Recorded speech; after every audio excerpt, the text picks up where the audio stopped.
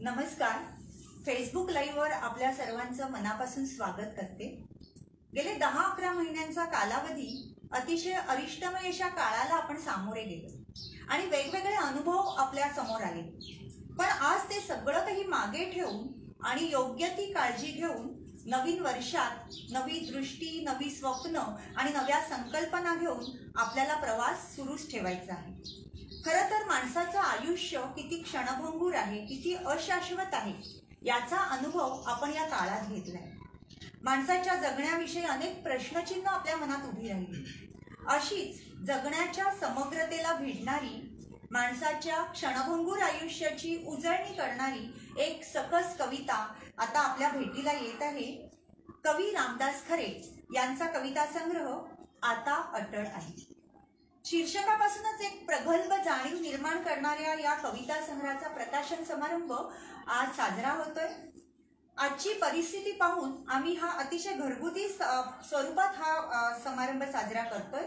अर्थातच फेसबुक लाईव्हच्या माध्यमातून तुमच्या सगळ्यांच्या शुभेच्छा आमच्यापर्यंत पोहोचत आहेत. पुण्याच्या संवेदना प्रकाशनाने हे पुस्तक प्रकाशित केलेलं आहे आणि साहित्य क्षेत्रातली मान्यवर मंडळी आज या समारंभासाठी उपस्थित आहेत. कवयित्री आणि लेखिका प्रतिभा सराफ मॅडम, नवीन पिढीतील कवी गीतेश गजानन शिंदे आज इथे उपस्थित आहे. कार्यक्रमाचा शुभारंभ आपण करणार आहोत दीप प्रज्वलन आणि सरस्वती पूजन करून. तर रामदास खरे सरांना आणि मान्यवरांना मी विनंती करते की त्यांनी दीप प्रज्वलन आणि सरस्वती पूजन करावे.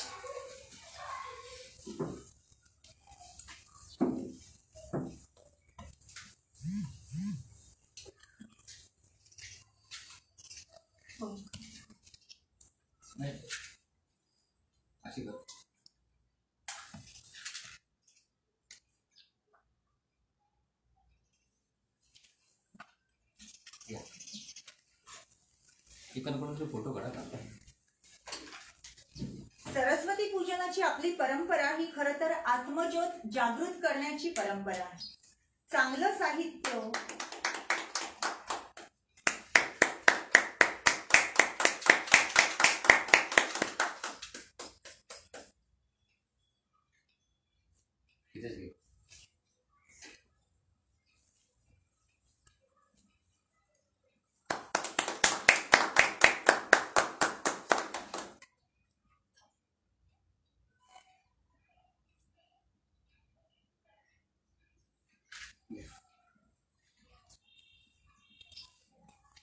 चांगलं साहित्य मनात जाणीवा निर्माण करणाऱ्या वैचारिक साहित्य हे ही समाजात विचारांची ज्योत तेवत ठेवत असतं.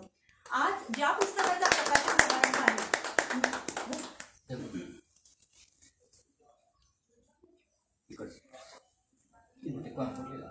दीप प्रज्वलनाने आपण कार्यक्रमाची सुरुवात करत आहोत.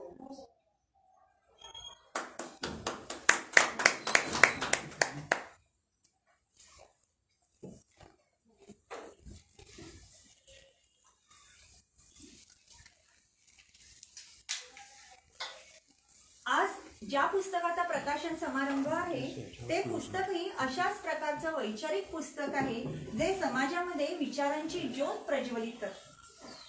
कार्यक्रमाचा शुभारंभ झालेला आहे. मान्यवरांनी स्थानापन्न व्हावं ही विनंती. पुस्तकं ठेवू नये कडेकोट बंदोबस्तात, नाही तर त्यांना वाळवी लागते आपल्यातल्या अज्ञानाची. पुस्तकं जेव्हा उपोषण करतात तेव्हा अंधारून आलेलं असतं आभाळात नव्हे इथं काळजात, असं सूचित करणारी चिंतनशील आणि आशयगर्भ अशी रामदास खरे सरांची कविता आज या प्रकाशन समारंभासाठी साहित्य क्षेत्रातले मान्यवर उपस्थित आहेत. त्यांचंही आपण स्वागत आणि सत्कार करणार आहोत. मी रामदास खरे सरांना विनंती करते त्यांनी सुप्रसिद्ध लेखिका, कवयित्री, समीक्षिका प्रतिभा सराफ मॅडम यांचा सत्कार करावा. ज्यांच्या नावातच प्रतिभा आहे अशा प्रतिभा सराफ मॅडम भौतिकशास्त्राच्या अध्यापिका आहेत.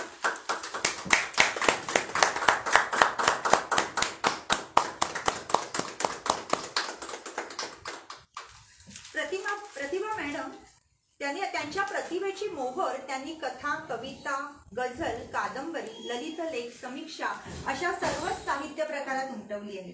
त्यांची 7 पुस्तकं आजवर प्रकाशित झालेली आहेत.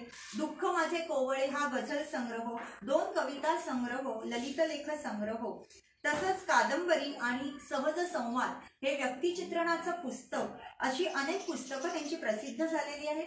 मराठी वाचकांना त्या सुपरिचित आहेत आणि तब्बल 47 पुरस्कार त्यांना मिळालेले आहेत. प्रतिभा मॅडम, आपलं मनापासून स्वागत आहे कार्यक्रमामध्ये. आजच्या कार्यक्रमाचे प्रमुख पाहुणे किरण येले सर, आघाडीचे कथाकार आणि लोकप्रिय कवी. आज ते काही अपरिहार्य कारणाने इथे येऊ शकत नाहीये. किरण येले सर गेली 2 दशके मराठी साहित्यात अपरिचित असणाऱ्या भावविश्वाविषयी अतिशय आत्मीयतेने आणि सातत्याने लिहित आहेत आणि त्यांच्या 3रा डोळा या कथासंग्रहाला यंदा अमेरिकेतील महाराष्ट्र फाउंडेशनच्या वतीने दिला जाणारा मानाचा पुरस्कार मिळालेला आहे. किरण येले सर फेसबुक माध्यमातून आपल्या बरोबर लवकरच जॉईन होतील आणि आपल्या समोर त्यांचं मनोगत. यानंतर मी रामदास खरे सरांना विनंती करते त्यांनी कवी गीतेश गजानन शिंदे यांचं स्वागत आणि सत्कार करावा. आज आपल्याकडे भौतिकशास्त्राचे 2 प्राध्यापक उपस्थित आहेत, म्हणजे भौतिकशास्त्राचं प्रामुख्य आहे.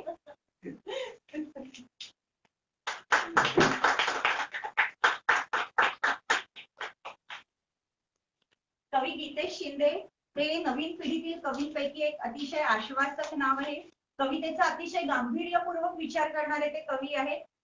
त्यांचा निमित्त मात्र हा संग्रह 2014 साली आला आणि त्याच्या आजपर्यंत 4 आवृत्ती प्रसिद्ध झाल्या आणि तब्बल 9 राज्य पुरस्कार त्यांना मिळालेले आहेत. मेघदूत पुरस्कार, श्रीधर शनिवारे पुरस्कार असे अनेक पुरस्कार त्यांच्या संग्रहाला मिळालेले आहेत.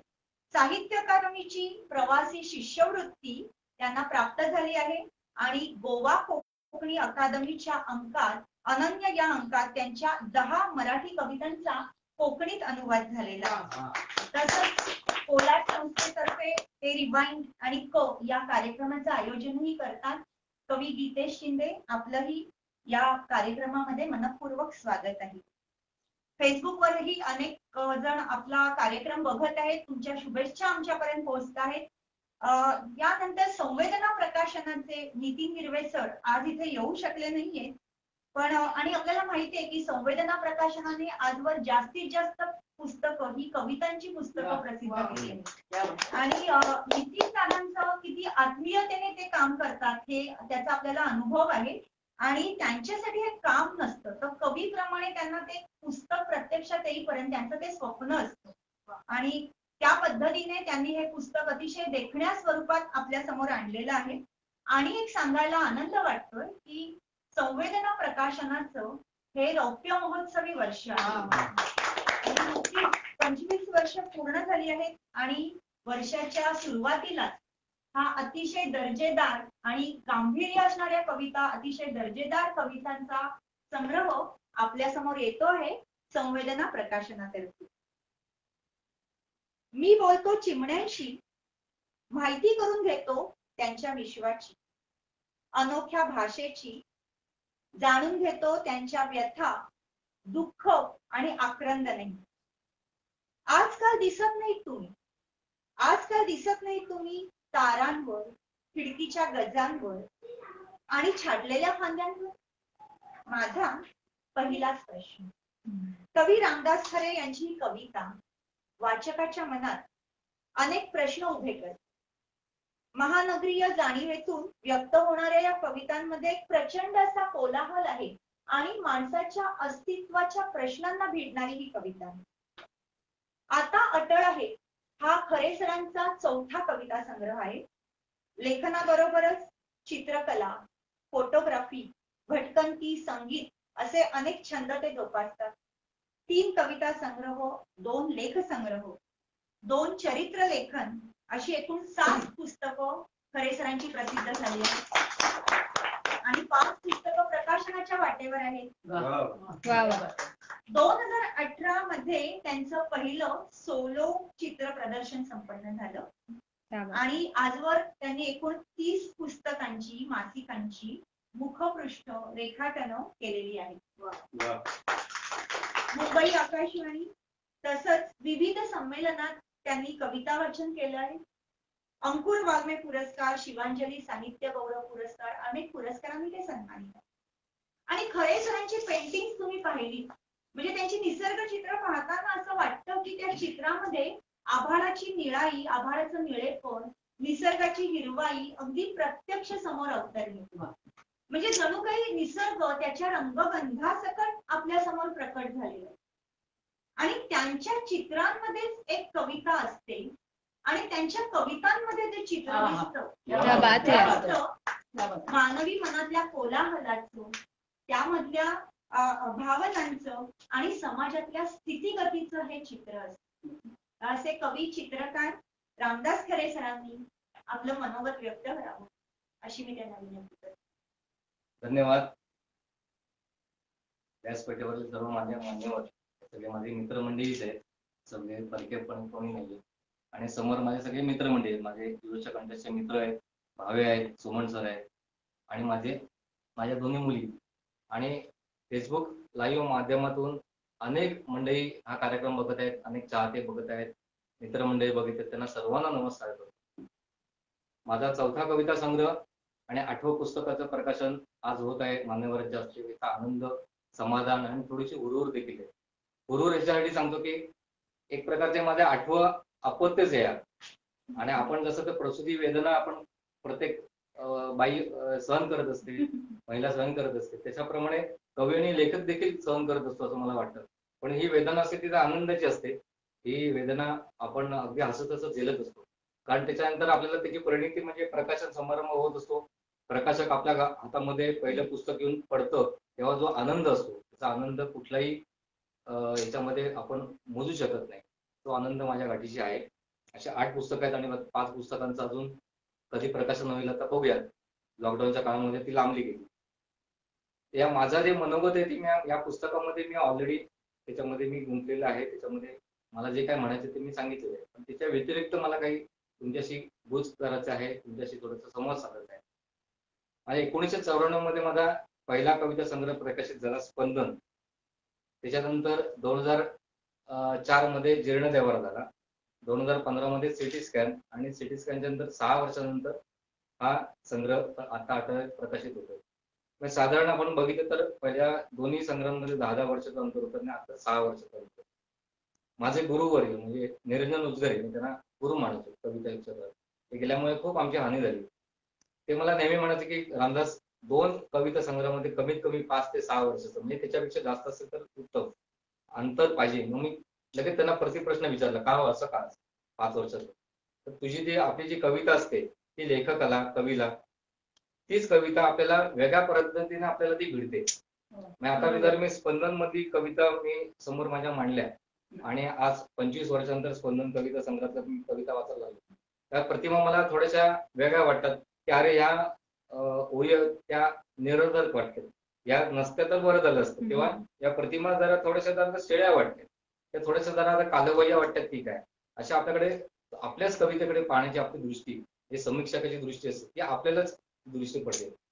आरती प्रभू किंवा चिंद्र खानोलकर त्यांना अनेक वेळा म्हणायचे की त्यांचं माझ्याकडे दुर्मिळ पत्र आहे, त्या एका पत्रामध्ये त्यांना म्हणून की आपणच आपले गुरु असतो.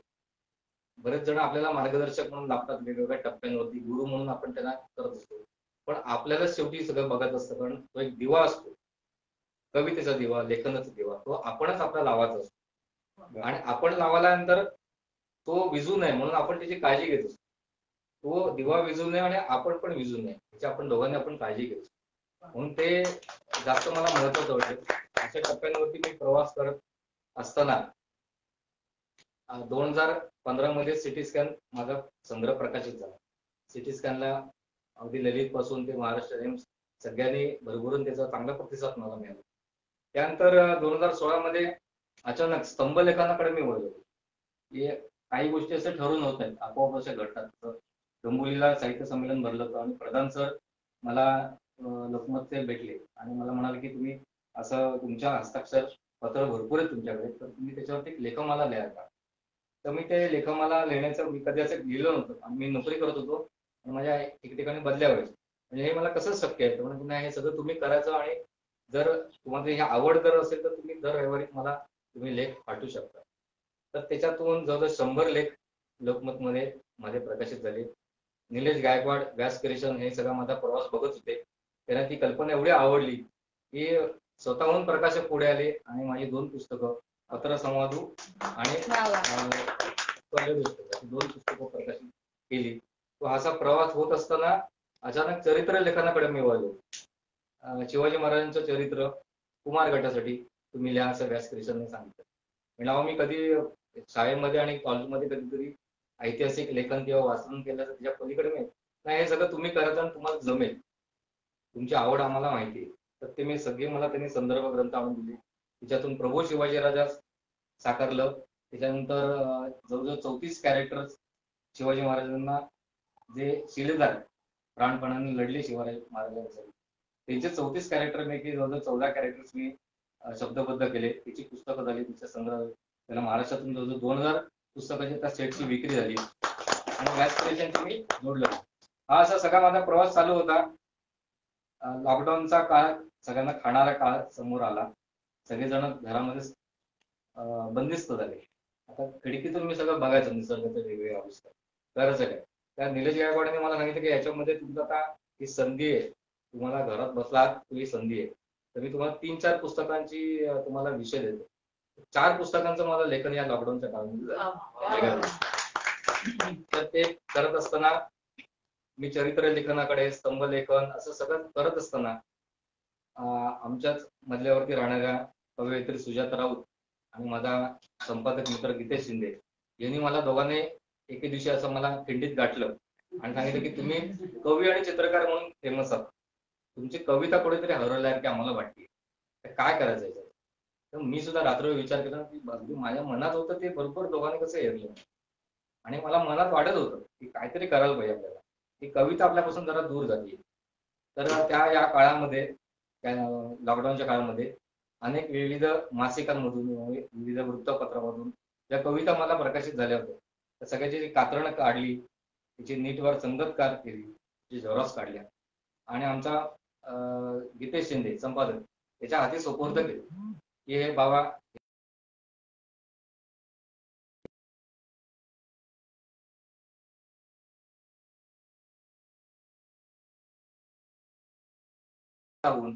त्याच्यावरती विचाराचं आदान प्रदान, कुठल्या टाळायच्या, कुठला करायच्या नाही, इथे असं नको तसं नको असं करून करून जवळजवळ पाठशाठ करून जवळजवळ 45-50 कविता आम्ही निवडल्या. ते निवडल्यानंतर मी, सुजाता, गीतेश आम्ही तिघांनी बसून त्याच्यावरती पुन्हा चर्चा करून आणि हे पुस्तक प्रकाशित करायचं कुठे असा मोठा प्रश्न पडला.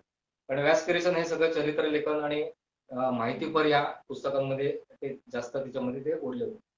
तर मला नितीन हिरव्यांचा मला अगदी अकल्पित त्याच वेळेला फोन आला, म्हणजे कशी योगायोग असते की खरं जर काय करतं तुमचं 10 वर्षापासून आपण म्हणतोय पुस्तक काढायचं तुमचं होत नाहीये. म्हणजे अगदी बरोबर झालं, मला आता मला कविता संग्रह काढायचा. कारण नितीन हिरवे आणि माझा 5-6 वर्षापासून आमचा चांगला दोघांचा संबंध, कारण त्यांच्यासाठी जवळजवळ 15 पुस्तकाची मी मुखपृष्ठ केली, ती रेखाटने केली.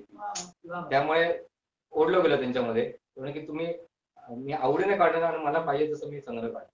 मी म्हणलं मला अजिबात घाई नाहीये, या लॉकडाऊनचा काळ कधी संपेल याची गॅरंटी नाही, अगदी निवांतपणे आपण हे सगळे काम करू. आणि मग आम्ही ऑगस्टच्या लास्ट वीक किंवा सप्टेंबरच्या पहिल्या आठवड्यात आम्ही सगळेजण, मी, गीतेश, सुजाता, आम्ही सगळेजण मिळून कामाला लागलो. आणि आज हे proof, second proof, third proof असं करत करत तो डिसेंबर महिना उजाडला आणि खर्च ते सगळं लास्ट प्रूफ असतं ते संविधानाकडे गेलं. आता अटळ आहे अशी शेवटी मला तिथून भविष्यवाणी झाली की आता प्रकाशन समारंभाशिवाय तुम्हाला आता पर्याय नाही. परत आता प्रकाशन समारंभ कसा करायचा, घरगुती करायचा का एखाद्या सभागृहात करायचा? तर मी लोकांना, सगळ्यांना जगाला सांगतो की मास्क लावा, सॅनिटायझर करा, घरात बसा, मार्केटला जास्त जाऊ नका वगैरे. मग मीच असा मोठा जर भक्तेदार कार्यक्रम केला तर मला कुठेतरी मला थोडस रुखरुख लागली असते. तर ते न करता पत्रसंवाद 2 वर्षापूर्वी माझ्या घरामध्ये कार्यक्रम झाला होता, त्याच्याच धर्तीवरती जर आपण घरगुती कार्यक्रम जर केला तर लोकांनाही त्याचा त्रास होणार नाही आणि आपल्याला त्याचा निर्भय आनंद येईल आणि मुख्य म्हणजे कवितेवरती आपली चर्चा होईल. हा माझा मुख्य हेतू होता आणि तो योग आज उजाडला. आणि माझे माझ्या विनंतीला मान देऊन प्रतिभाताई, ज्या लॉकडाऊनच्या काळामध्ये सर्वाधिक बिझी असणाऱ्या प्रतिभा मॅडम, एकही दिवस असा उजाडला नाही की ह्या लाईव्ह नाहीये. एखाद्या संस्थेचं त्यांनी कुठला अधिकार पद अध्यक्षपद भूषवलेलं नाही, असं कुठेच मला जाणवलं. अतिशय व्यस्त कामातून मी अगदी सहज त्यांना म्हणालो की तुम्ही याल का कार्यक्रमाला. एकाच अजिबात कुठल्याही प्रकारचं सेकंदाचा देखील लवलेस न करता त्यांनी होकार कळवला. आता मी थोडस आभार प्रदर्शनाकडे जातोय आणि मॅडम माझ्या विनंतीला मान देऊन आज आल्या. त्यांच्या हस्ते प्रकाशन होणार आहे, त्याचा आनंद मला अतिशय आहे. नितीन हिरवेंचा मगाशी मी आभार मानले की त्यांनी अतिशय उत्तमरित्या चांगल्या पद्धतीने तो संग्रह काढलेला आहे. कुठल्याही प्रकारची घाई न करता. मी त्यांना म्हणालो होतो कुठल्याही प्रकारची घाई करू नका, आरामशीर काढू. मग सुलेखनकार पिनाकिन रिजवड यांनी या पुस्तकावरचं जे सुलेखन करायचं असतं ते त्यांनी करून दिलं छानपैकी. आणि सगळ्यात महत्वाचं म्हणजे हे जे चित्र आहे, आपल्याला चित्र सगळ्यांना दिसत आहे. तिचं माझे इतकं मी भाग्यवान आहे की पंडित भीमसेन जोशी भारतरत्न यांचे चिरंजीव जयंत भीमसेन जोशी यांनी एक फोटो मला शेअर केला होता फेसबुकला.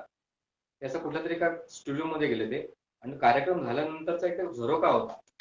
झरोकाचे पडसाद असे फरशीवर पडलेले आहेत.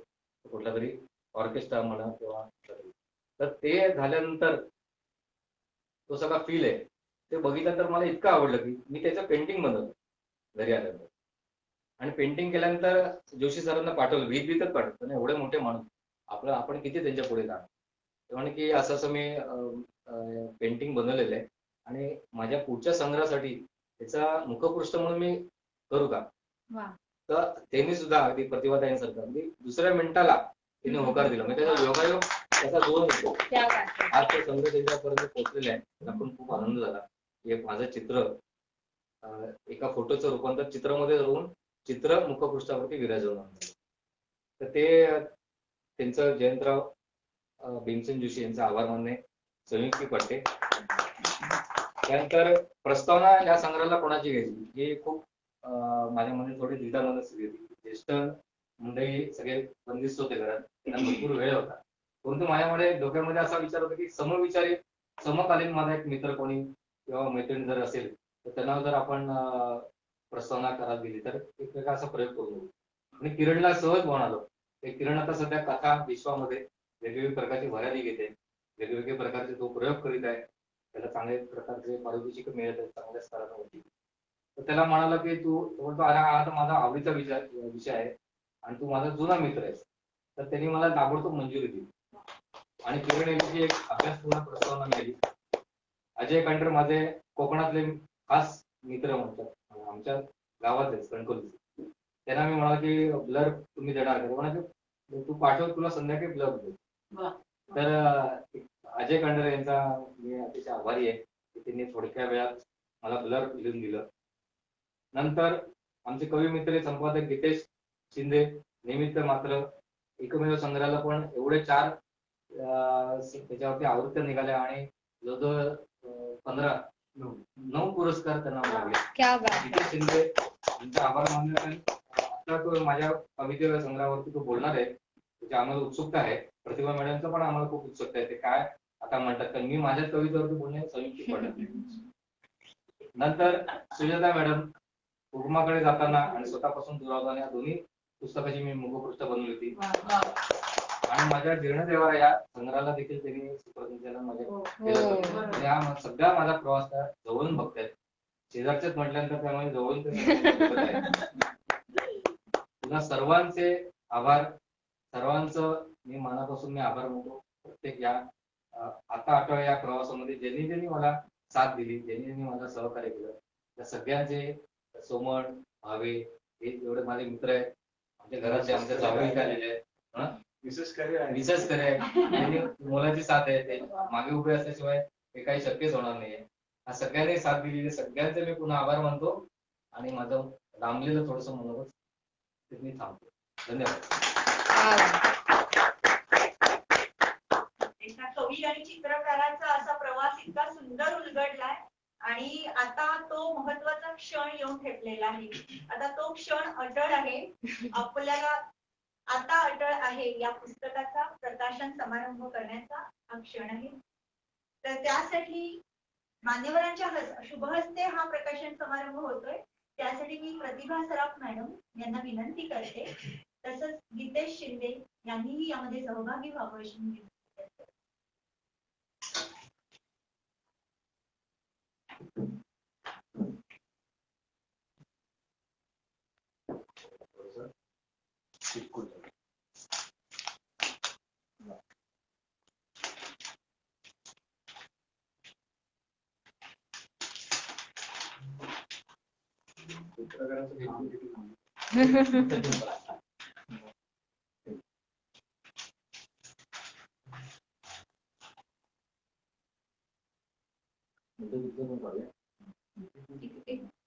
इकडे बघा, फोटो काढतो तुम्ही थोडे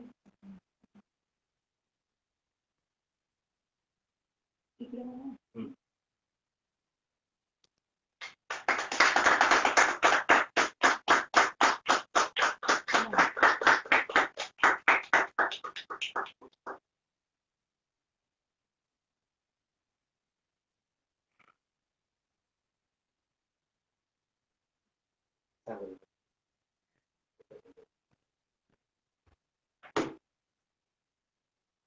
आत्ताच आता अटळ आहे हे रामदास खरे यांच्या कविता संग्रहाचे प्रकाशन झाले आहे आणि त्यासाठी रामदास खरे आणि त्यांच्या कुटुंबियांचे मी अभिनंदन करते. आणि नितीन दिवे सरांच्या संवेदना प्रकाशनाचं हे 575वं पुस्तक आहे. वा वा वा. थोड्या कर्करीत पुस्तकाचा गंध मला इथे येतोय आणि तो आनंद त्यांनी दिला यासाठी त्यांचेही अभिनंदन.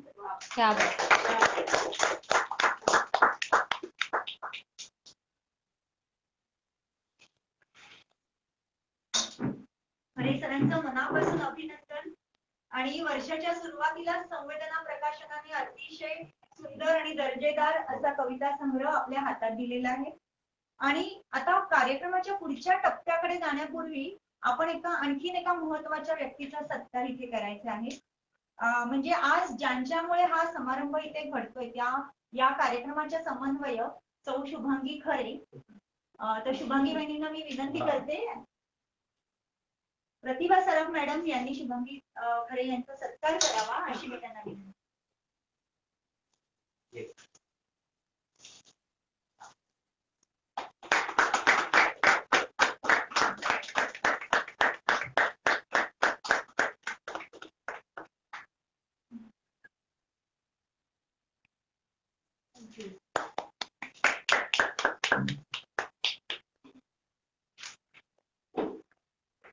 आजच्या कार्यक्रमाचे प्रमुख पाहुणे किरण येले सर काही अपरिहार्य कारणामुळे आज इथे उपस्थित राहू शकले नाहीत, पण आता ते लवकरच फेसबुकच्या माध्यमातून आपल्याला जॉईन होत आहेत.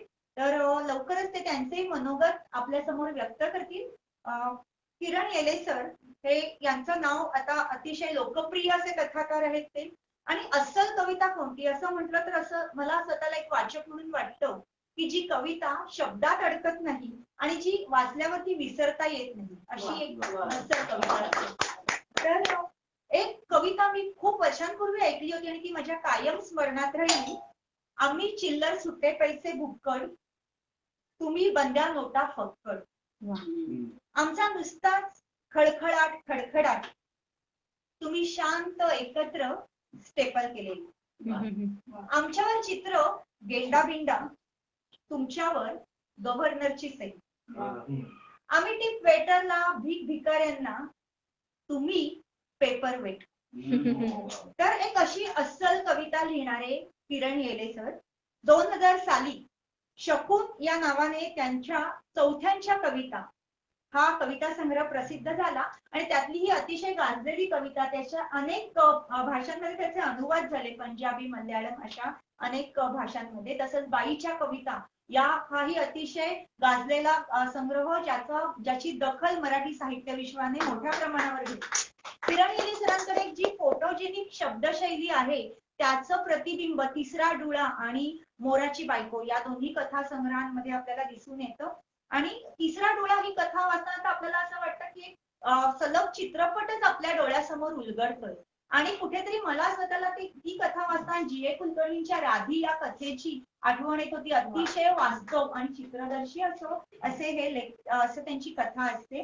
प्लॅटफॉर्म नंबर 9 हे नाटक किंवा अमिबा आणि स्टील ग्लास हे त्यांच्याच कथेवरचं नाटक हे अतिशय प्रसिद्ध आहे. तर किरण येले सर आता आपल्याशी जॉईन होत असतील तर आपण त्यांचं मनोगत ऐकणार आहोत. आपल्या मराठीला अतिशय सशक्त अशी कथाकारांची परंपरा आहे की दिबा मोकाशी, G.A. कुलकर्णी, अरविंद गोखले आणि अशा कथाकारांच्या परंपरेत असणारी अशी समकालीन कथा, सशक्त कथा लिहिणारे कथाकार किरण येले सर. जर का आता त्यांचं मनोगत ऐकायला आम्ही उत्सुक आहोत, कारण त्यांची प्रस्तावना या कविता संग्रहाला लाभलेली आहे. काही आता ते मला असं वाटतं की आपण त्यानंतर त्यांचं मनोगत ऐकू शकू. आपण कार्यक्रमाच्या पुढच्या टप्प्याकडे आता वळूया.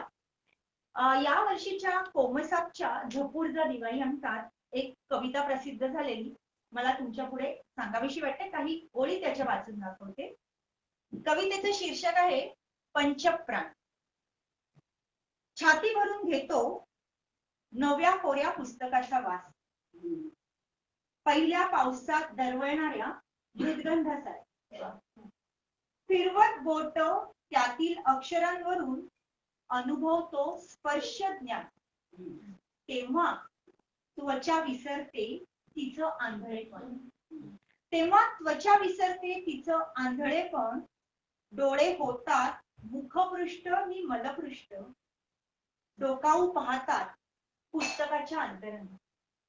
फडफडतात पानं वाऱ्यावर तेव्हा ऐकू येतात बिटवीन द लाईन्स मधील आवाज. या कवितेचे कवी आता आपल्या इथेच उपस्थित आहेत. गीतेश शिंदे यांची कविता आहे. बिटवीन द लाईन्स मधला एक अर्थपूर्ण अवकाश शोधणारे हे आजच्या पिढीतले कवी आहेत. आणि मगाशी सांगितलं की त्यांच्या कविता संग्रहाच्या 4 आवृत्ती आणि 9 पुरस्कार त्यांना मिळाले आहे. संपादनाच्या क्षेत्रातही आता त्यांनी पाऊल टाकलेलं आहे. अधोरेखित दिवाळी अंकाचे ते कार्यकारी संपादक आहेत. तसंच मौज दिवाळी अंकासाठी त्यांनी संपादन सहाय्य केलेलं आहे. रणांगण दिवाळी अंकासाठी कविता विभागाचं संपादन ते सांभाळतात. बडोदा येथील साहित्य संमेलनात काव्य वाचन, अनेक कवी संमेलनांमधून त्यांचा सहभाग आहे. आणि मुळात त्यांची कविता सादर करण्याची पद्धत आणि ते सादरीकरण अतिशय अप्रतिम असतं. कवितेविषयी अतिशय आत्मीयता आणि जाण असलेले ते कवी आहेत. अनेक वेगवेगळ्या प्रसिद्ध दिवाळी अंकात त्यांच्या कविता आम्ही वाचलेल्या आहेत. तर आता निमित्त मात्रचे कवी आता अटळ आहे याच्या निमित्ताने आपल्या समोर मनोगत व्यक्त करतात. कवी गीतेश शिंदे. नमस्कार मित्रांनो. व्यासपीठ असं नाहीये, पण एका घरगुती सोहळ्यामध्ये आमच्या लाडक्या ठाण्यातील भूषण, म्हणजे ज्यांना आम्ही बहुआयामी व्यक्तिमत्व असं संबोधतो, ते म्हणजे रामदास खरे. म्हणजे एका व्यक्तीने काय काय असावं याचं ते उदाहरण आहे. मग ते एका वेळेला ते संवेदना टिपताना ते कवी सुद्धा आहेत, स्तंभ लेखक आहेत, ते चित्रकार आहेत, ते बालसाहित्यामध्ये सुद्धा तितकेच मुरलेले आहेत. अशा वेगवेगळ्या आयामांना ते आपल्या संवेदनांनी प्रगट करत असतात. त्यांच्या संवेदना त्याच्यातनं आपल्याला सापडत असतात. आणि तोच कुठेतरी दिवा संवेदना प्रकाशनच्या माध्यमातनं, म्हणजे हा जो 25वं वर्ष आहे संवेदना प्रकाशनचं, आणि जसं मनोगतामध्ये रामदास खरेंनी सांगितलं की त्यांच्या आणि नितीन हिरवेंच्या संवेदना या मधल्या काळात कुठेतरी जोडल्या गेल्या आणि त्याचंच एक मूर्त स्वरूप म्हणून आता अटळ आहे या रूपाने तुमच्या समोर ही कविता तुमच्या सादरीला येत आहे. आणि त्याचं मी रामदास खरेंचं मनपूर्वक अभिनंदन करतो सुरुवातीलाच. आणि ज्यांच्या शुभ हस्ते या पुस्तकाचं प्रकाशन झालं त्या म्हणजे प्राध्यापिका प्रतिभा सराफ मॅडम. म्हणजे आम्ही भौतिक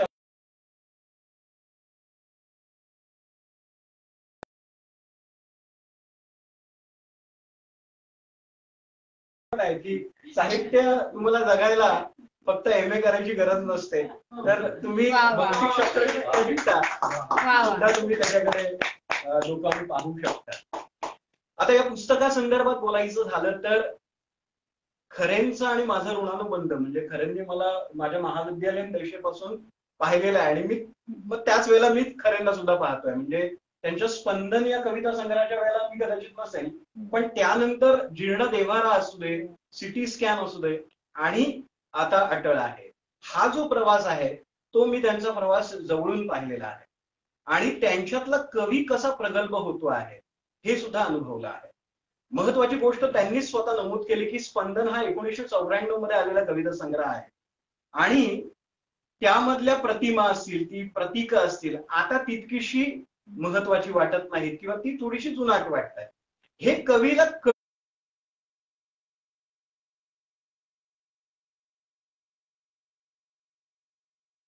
कळणं हेच प्रगल्भ होण्याचं द्योतक आहे. हे ज्या कवीला कळतं तो पुढे पुढे वाटचाल करत असतो. जे त्या कवीला कळत नाही तो तिथेच थांबतो आणि त्यांचा जो प्रवास आहे हा या महानगरामध्ये डोकावून पाहणारा प्रवास आहे. म्हणजे खरेंचं बालपण मला वाटतं गुहागर तिथे गेलेलं आहे आणि त्याच्यानंतर ते ठाण्यामध्ये स्थायिक झाले.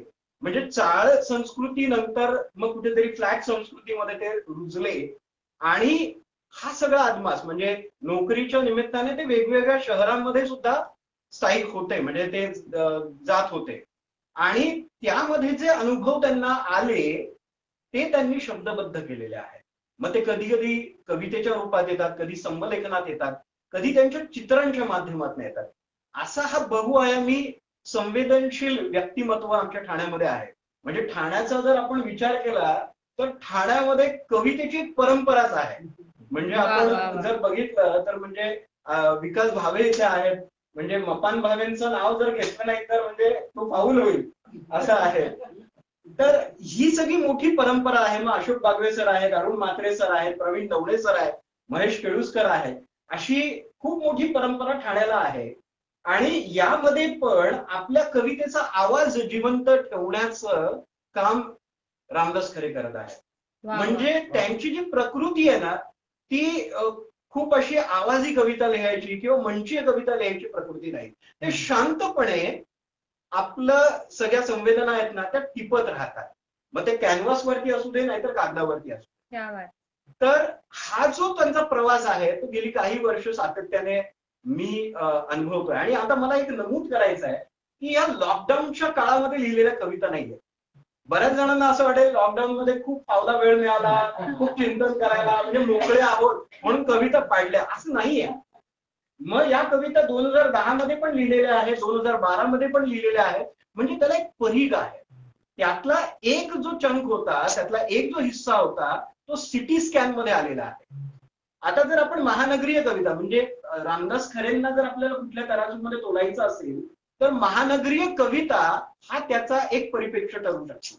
आणि त्याची जी सुरुवात आहे, मग जर आपण समकालातले कवी किंवा त्याच्या महानगरीय कवितेची पूर्वपीठिका आपण जर धरली तर त्याच्यामध्ये आपल्याला मर्ढेकर सापडतील, ज्यांनी आधुनिक महानगरीय कविता ही लिहिलेली आहे. त्याच्यानंतर मग नामदेव ढसाळ आहेत किंवा भालचंद्र नेमाडे, त्यांच्या कवितेमध्ये पण तो सूर आलेला आहे. मनोहर ओक आहे. अशी प्रदीर्घ परंपरा आपल्याला या महानगरीय कवितेमध्ये दिसून येते. असे बरेच कवी आहेत. मग वसंत आबाजी डहाके आहेत. म्हणजे 70च्या दशकामध्ये 80च्या दशकामध्ये त्यांची कविता खूप प्राबल्याने महानगराबद्दल व्यक्त होत होती. आताच्या काळामध्ये सुद्धा तितक्याच मोठ्या प्रमाणामध्ये म्हणजे महानगरीय कवितेचा आपण 3 भाग करू शकतो, इतक्या प्रचंड प्रमाणात या कविता लिहिल्या गेलेल्या आहेत. मग फक्त त्या मुंबई शहरामधल्या आहेत का? नाही. तर या कवींनी त्यांच्या शहरात राहून या महानगराला कसं आतमध्ये रिचवलेलं आहे त्याचं कुठेतरी परिप्रेक्ष्य त्यांच्या कवितांमध्ये इथे डोकावलं आहे. आणि त्या कवितांमध्ये वेगवेगळे टप्पे आहेत. म्हणजे ती कविता शोषित वंचित लोकांबद्दलही बोलते. म्हणजे ज्याप्रमाणे आपण जर म्हटलं तर नामदेव ढसाळांची कविता ही विद्रोह घेऊन आलेली कविता आहे. मग त्याच बाजूला नारायण सुर्वेंची कविता ही कामगार विश्वाबद्दल एक नवी जाणीव निर्माण करते. मग त्यावेळेला रामदास खरे ठाण्यामध्ये असताना काय लिहित होते हे आपल्याला तपासून पाहणं खूप गरजेचं आहे. त्यांचे 2 कविता संग्रह सिटी स्कॅन आणि आता अटळ आहे, हे पूर्णपणे महानगरीय संवेदना घेऊन आलेले आहेत. तर मला असं नमूद करावं असं वाटतं की सिटी स्कॅन मध्ये निरीक्षण होतं. हा कवी त्याच्या अवतीभोवती घडणाऱ्या गोष्टींचं निरीक्षण करतो आणि ते तो नोंदवत जातो.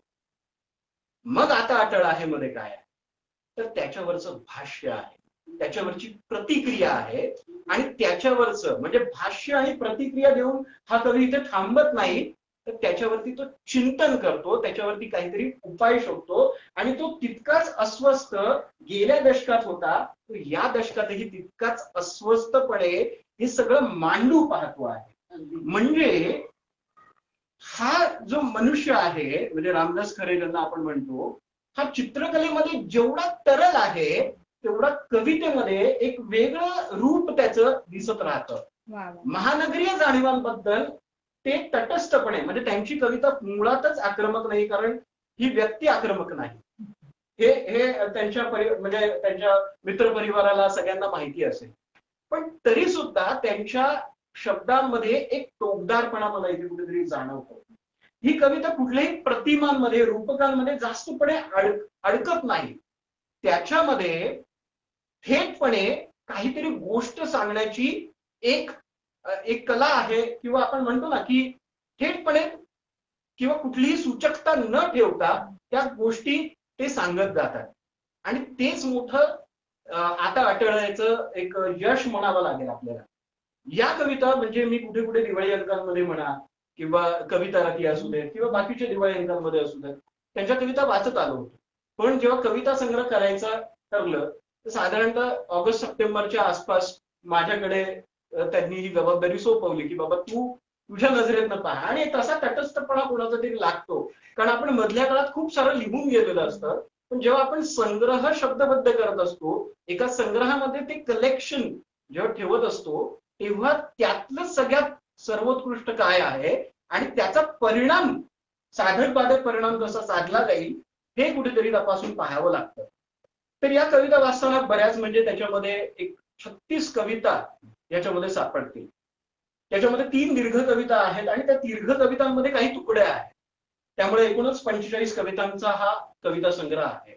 सुरुवातच पुस्तकांवरच्या कवितांनी होते. त्यातली एक कविता मी इथे उद्धृत करू इच्छितो की पुस्तकांबद्दल हा कवी 4 कविता आहेत, त्यातल्या एक कविता तुमच्या समोर ठेवतो. पुस्तक ठेवू नयेत कडेकोट बंदोबस्तात, कडिकुलपात सुरक्षित. पुस्तकं ठेवू नयेत कडेकोट बंदोबस्तात, कडिकुलपात सुरक्षित. कृपया पुस्तकांना हाताळू नये. यासारखे नामफलक देखील ठेवू नयेत पुस्तकांच्या आसपास. त्याने घुसमटतो पुस्तकांचा जीव. त्यांनाही असतात भावना, चेतना, संवेदना. त्यांनाही असते आस स्पर्शाची, मायेची, प्रेमाची, अगदी माणसांसारखीच. पुस्तकांना मुक्तपणे विहरू द्यावे हातांच्या पंखावर अलगद. त्यातील एकेका पानाला घडू दे स्पर्श जाणीवांचा आणि अनुभूतीचा. त्यातून पाझरलेल्या प्रकाशाची अक्षरे दूर दूर पसरू देत. अज्ञानाचे मेघ भेदून क्षितिजावर प्रखर उजळू दे. ग्रंथातील ज्ञानाचा तेजोनिधी. क्या बात. पुस्तक ठेवू नयेत कडेकोट बंदोबस्तात. पुस्तकं ठेवू नयेत कडेकोट बंदोबस्तात, नाहीतर त्यांना वाळवी लागते आपल्यातील अज्ञानाची, आपल्यातील अज्ञानाची. त्यामुळे हा कवी अज्ञान दूर करू पाहतो आहे पुस्तकांच्या माध्यमातून. म्हणजे अजून एक पुस्तक मराठीमध्ये आलं असं म्हणता येणार नाही. आणि खरं म्हणजे पुस्तकांवरती प्रेम आहे हे तुम्ही मागे बघू शकता. म्हणजे हा मुद्दामून समोरलेला असं काही नेपथ्य नाहीये, हे त्यांचं ऑलरेडी आहे. म्हणजे या घरामध्येच आम्ही बसतो आहे. त्यामुळे पुस्तकांवरती प्रेम करणारा आणि त्यांच्याबद्दल संवेदनशील असणारा म्हणजे ही व्यक्ती आहे. आणि पत्रसंवाद किंवा कॅलिडोस्कोपच्या माध्यमातून तुम्हाला ते आधी अनुभवलेलंच आहे. तर अशा प्रकारची कविता म्हणजे पुस्तकांबद्दलच्या 4 कविता त्यांच्या आहेत. आणि हे बाळ जेव्हा आलं माझ्याकडे की त्याला संपादित करणं किंवा त्याचा जो एक क्रम लावतो आपण की चढत्या क्रमाने ती रसिकांच्या काळजाचा वेध घेतली पाहिजे अशा प्रकारची ती कविता हवी. तर हे कुठेतरी आम्ही चर्चेनुसार ते ठरवलं होतं. आणि जर तुम्हाला सांगता आलं तर आणखीन 2-3 कविता मी इथे उद्धृत करू इच्छितो तुमच्यासाठी की जेणेकरून तुम्हाला या कविता संग्रहाचा मी म्हणतो की महानगरीय संवेदना आहेत मग कोणत्या प्रकारे आहेत. आज 30 जानेवारी म्हणजे महात्मा गांधीजींची पुण्यतिथी आहे आणि त्यांनी जे सांगून ठेवलेलं आहे म्हणजे आपण गांधीजींची वाकडं आहोत असंच मला कुठेतरी वाटतं की म्हणजे काही बोलू नये, काही ऐकू नये आणि बघू नये अशी कुठेतरी कलावंताची अवस्था या देशामध्ये होते की काय हे आजकाल तपासून पाहायला पाहिजे. आणि त्यावरती म्हणजे चित्रकार आणि कवी म्हणजे मी रामदास करेंकडे बघतो तेव्हा मला चित्रकार आणि कवी यांना सेपरेट करताच येत नाही. इतके ते एकजीव आहे मग ते रंगांच्या माध्यमांमध्ये किंवा शब्दांच्या माध्यमांमध्ये. तर ऍबस्ट्रॅक्ट म्हणजे हा जो अमूर्त प्रकार जो चित्रकलेमध्ये असतो ते एका कलावंताला काय वाटतंय या विविध रंगांमध्ये आणि गेल्या 4-5 दिवसांमध्ये आपण जे रंग पाहिले या देशाचे त्यानुसार काय वाटत आहे तिथे ते व्यक्त होत आहेत. काही दिवसांपासून जाणवतोय सतत पॅलेट मधील रंग विबळत आहेत. अदृश्य पाठलाग करत आहेत माझा.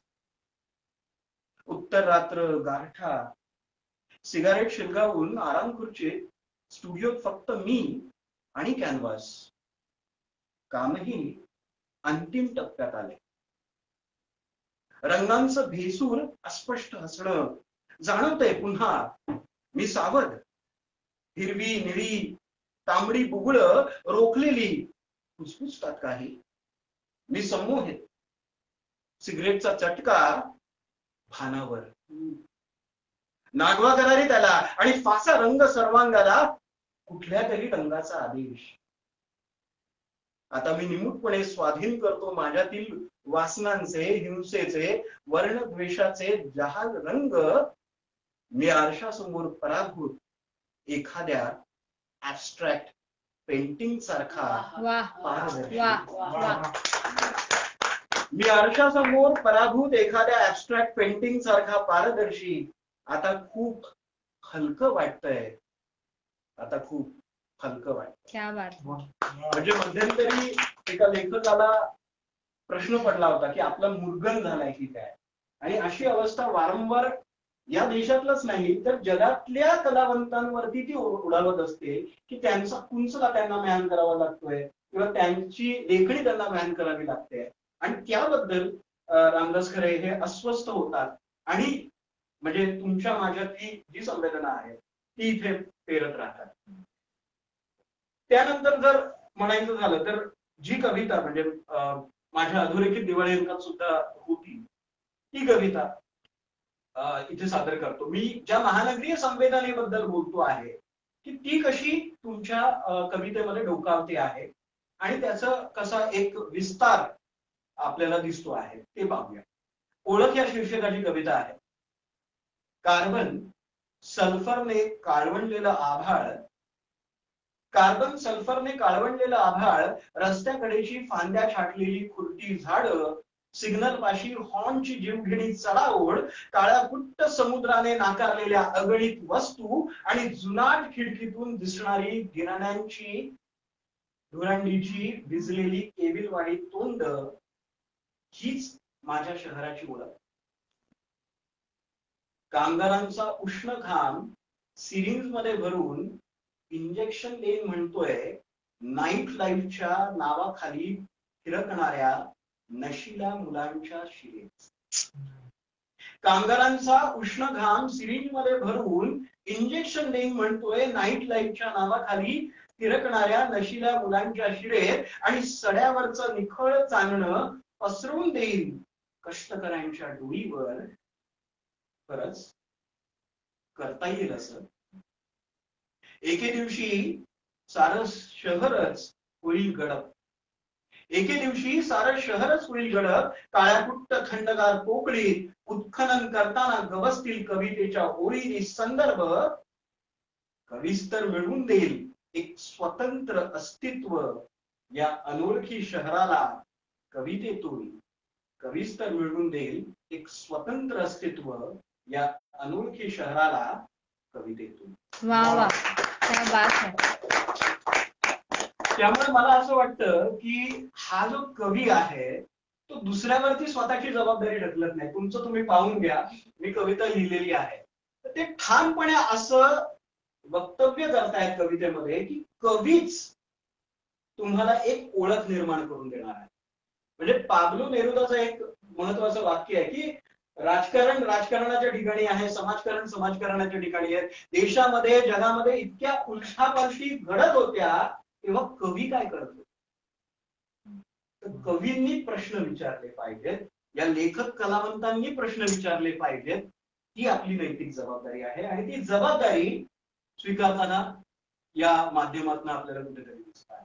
म्हणजे कवींनी मोर्चांमध्ये सहभागी व्हावं का असं कुठे गरजेचं नाहीये, पण त्यांनी लिहून ठेवावं की जेणेकरून त्या त्या काळाचं डॉक्युमेंटेशन ते होत असतं. हे फार महत्वाचं आहे. आणि ती कविता म्हणजे स्वतःसाठी तर बदलतच असते, पण ती जगासाठीही बदलत असते. त्याची दखल कवितेच्या माध्यमातून मला नोंदवता येते. आणि महत्वाची गोष्ट म्हणजे की या संग्रहाचं शीर्षक आता अटळ आहे का, हेच का? मग तुम्हाला ऍबस्ट्रॅक्ट देता आलं असतं, तुम्हाला ओळख देता आलं असतं, तुम्हाला आणखी कुठलं तरी शीर्षक देता आलं असतं, पण आता अटळ आहे का? म्हणजे असं झालं होतं की सांगायला हरकत नाही की सुजातांनी पण ती कविता वाचली होती आणि ती कविता नको असं तिचं मत झालं होतं. म्हणजे प्रत्येकाच्या मताची आपण हे असू शकतो. आणि माझ्या मते तीच कविता संग्रहाचं शीर्षक बनते. दोन व्यक्ती वेगवेगळ्या जडणघडणीचे कसा विचार करू शकतात हे आपल्याला तपासायला पाहिजे. कारण जेव्हा आपण कविता संग्रह बांधतो, त्याच्यावरती संपादन करत असतो, तेव्हा आपल्याला स्वतःचा विचार नाही करायचा असतो, आपल्याला इतरांचा आणि एकूणच मोठ्या परिघाचा विचार करायचा. बऱ्याच जणांना असं वाटेल आता अटळ आहे म्हणजे आता काय नाश होणार का, सर्वनाश होणार का, नाही आता सगळं संपलंय, हेच आहे का? तर हा कवी या कवितेमध्ये काय पेरतो हे तुम्हाला वाचावं लागेल आणि त्यासाठी हा संपूर्ण संग्रह वाचावा लागेल. यामध्ये फक्त शहरावरच्या कविता नाहीये. हा कवी तितकाच ध्यानस्थ होतो आणि लेण्यांच्या परिसरामध्ये जातो आणि लेण्यांच्या वेगळ्या संवेदना पण त्यांच्यामधनं प्रगट झालेल्या आहेत. आणि मुख्य म्हणजे हा म्हणजे हे जे मुखपृष्ठ सांगितलं त्याच्या मागची कथाही उलगडली, पण त्याच्यामध्ये जी सुंदर रेखाचित्र आहे ती सुद्धा रामदास खरेंनी रेखाटलेली आहे. तर म्हणजे कवितेला बोलतं करणारी ती रेखाचित्र आहेत असं मला कुठेतरी वाटतं. आणि आता अटळ आहे म्हणजे ही जी कविता आहे ती आपण इथे कुठेतरी सादर करतो आणि मी इथे थांबतो, कारण आपल्याला आता प्रतिभा मॅडमना पण ऐकायचं आहे. आता अटळ आहे. डम्पिंग ग्राउंडच्या डोंगरामागून उगवतोय धुरकट तेलकट सूर्याचा मलूल गोळा. डम्पिंग ग्राउंडच्या डोंगरामागून उगवतोय धुरकट तेलकट सूर्याचा मलूल गोळा. शरीरातील रक्ताचा रंग बदलतोय रोज, वेशीवर दबा धरून बसलेला प्राचीन सरडा. झिपरी नागडी पोरं चिंध्या शोधता आहेत बकाल आयुष्याच्या गाठोड्यामधून. उबड उचकट जगण्याचा दर्प दरवळतोय फासड्यांच्या कप्प्यांमधून. शहराच्या कठड्यापाशी उभे ठाकलेत ऑक्सिजन सिलेंडरचे पांढरे दूध. शहराच्या कठड्यापाशी उभे ठाकलेत ऑक्सिजन सिलेंडरचे पांढरे दूध. डबा धरून बसलेत राखेच्या डोंगरावर मास्क लावलेले भविष्याचे भूत. मला हे नमूद करावंसं वाटतं की ही कविता आधीची आहे. 5 वर्षांपूर्वी एक साक्षात्कार होतो किंवा दृष्टांत होतो. म्हणजे कवी द्रष्टा असतो, त्याचं एक रूपक किंवा एक उदाहरण आपल्याला रामदास खरेंच्या माध्यमातून इथे दिसेल. शहराच्या कठड्यापाशी उभे ठाकलेत ऑक्सिजन सिलेंडरचे पांढरे दूध.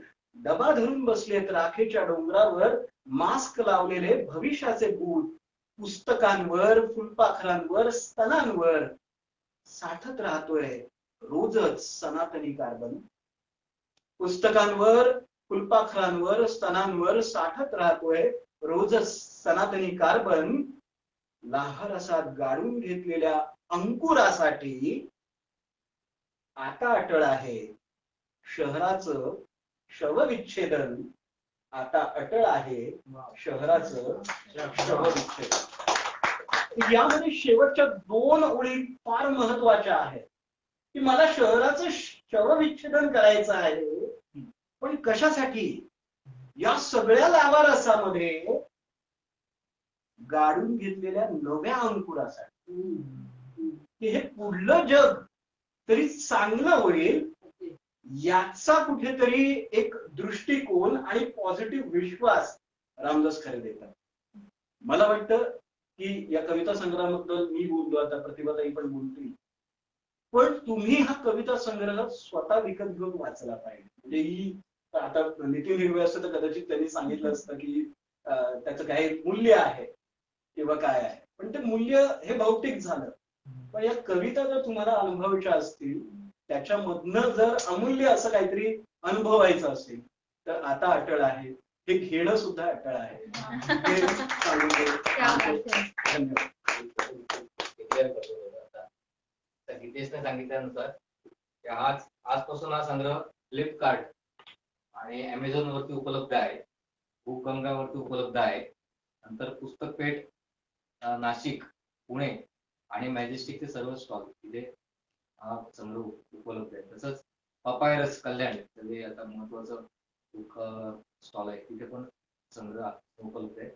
मूल्य तिथे 150 रुपये आहे. मला जर थेट फोन केलात तर तुम्हाला घरपोच 120 रुपयामध्ये हा संग्रह तुम्हाला मिळू शकतो. कवितेविषयी अतिशय सुंदर विवेचन आत्ताच आपण ऐकलं. मला काय वाटतं की प्रत्येक कवितेचा असा स्वतःचा असा एक आत्मस्वर असतो, एक अंतस्वर असतो, आणि तो जितका सच्चा असतो, जो जितका टोकदार असतो, तितकी ती कविता आपल्या मनाला भिडते.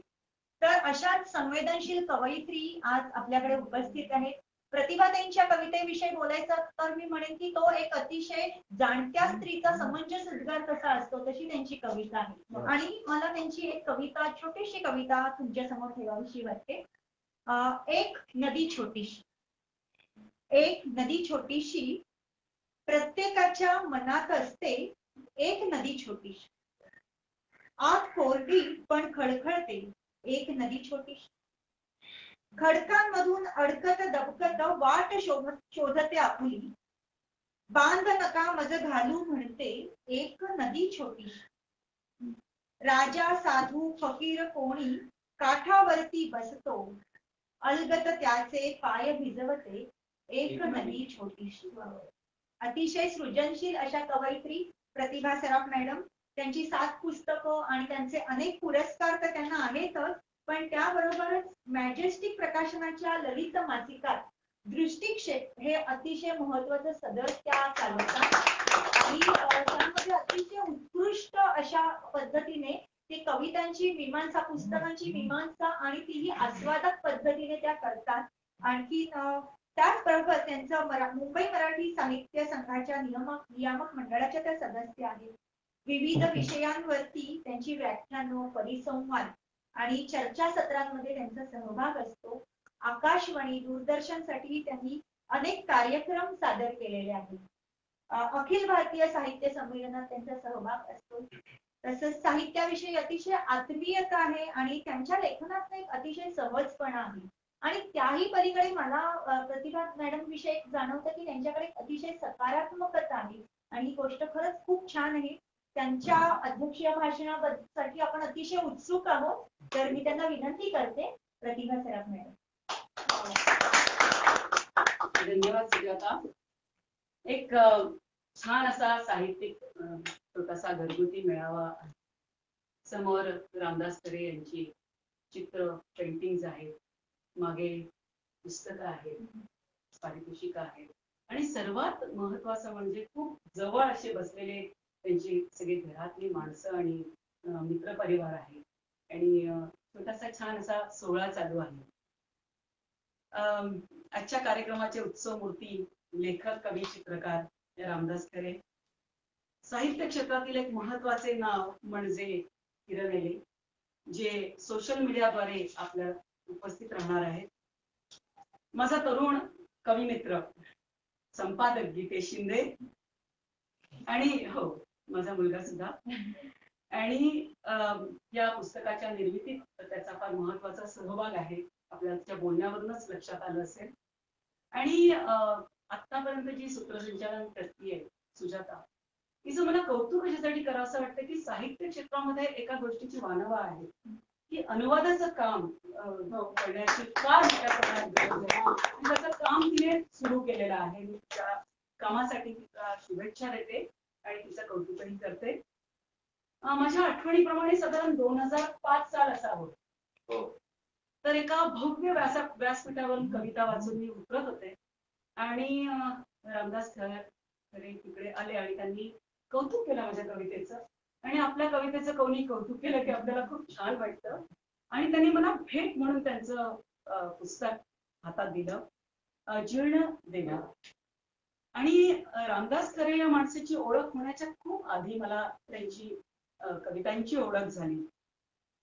मला असं वाटतं की त्यांची मी एक कविता त्या जीर्ण देवारामधली उद्धृत करते की भर दिवसा भर रस्त्यात खून, आम्ही डोळ्यांच्या खिडक्या घेतो खट्ट बंद करून. कुठेतरी चर्चमध्ये पडसाद घंटानादाचे गूढ संदर्भ लहरतात आमच्या जगण्या महिन्याच्या. तर ही कविता जेव्हा मी वाचली रामदासजी, तेव्हा असं झालं की मी नव्यानेच कविता लिहित होते आणि खूप कौटुंबिक किंवा प्रेमाच्या अशा कविता लिहित होते. आणि तेव्हा माझ्या लक्षात आलं की कविता खूप वेगळी आहे. आणि तेव्हाच माझ्या लक्षात आलं की या कवितांमध्ये खूप वेगळे वेगळे संदर्भ आहेत. सामाजिक जाणीवा तेव्हाही तितक्याच प्रगल्भ होत्या. त्यानंतर सिटी स्कॅन हे एक वेगळं नाव म्हणून खूप उत्सुकतेने तो संग्रह त्यावेळेस वाचलेला होता. तसंही अधूनमधून दिवाळी अंकांमधून किंवा आम्ही खूपदा एका व्यासपीठावरून नंतर कविता वाचल्या. त्याच्यानंतर मला असं आठवतंय की खूपदा त्यांच्या कविता आम्ही अनेक दिवाळी अंकांमधूनही वाचल्या.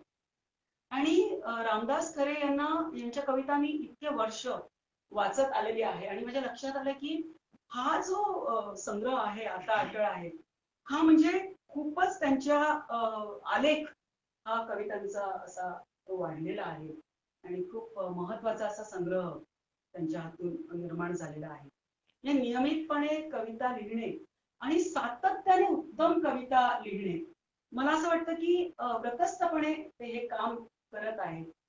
आणि सखोल चिंतनाची जोड त्यांच्या कवितांना असते, हे आपल्या कविता वाचताना लक्षात येतं. जसं रामदास खरे म्हणाले की आपण कविता लिहितो आणि नंतर असं वाटतं की काही संदर्भ कालबाह्य झालेले आहेत, काही प्रतिमा प्रतीक जुनी झालेली आहेत. मला असं वाटतं की आपण आपली कविता लिहितो तेव्हाची आपली मनस्थिती आणि त्यानंतर काही वर्षानंतर आपण कविता वाचतो तेव्हाची मनस्थिती ही एक परत वेगळी गोष्ट आहे. आणि जेव्हा एखादा रसिक ती कविता वाचतो आणि त्याच्यातून त्याला वेगळेच अर्थ उमगतात आणि ते अर्थ जेव्हा त्या कवीला कळतात तेव्हाची मनस्थिती ही कवी म्हणून मीही अनुभवलेली आहे. आणि तुम्हालाही ती जाणवते असं तुम्ही तुमच्या मनोगतातून सांगितलेलं आहे. आणि ही जरी खूप वेगळी अनुभूती असली तरी खूप आनंद देणारी अनुभूती असते की आपल्या कवितातून हाही रंग एक आहे.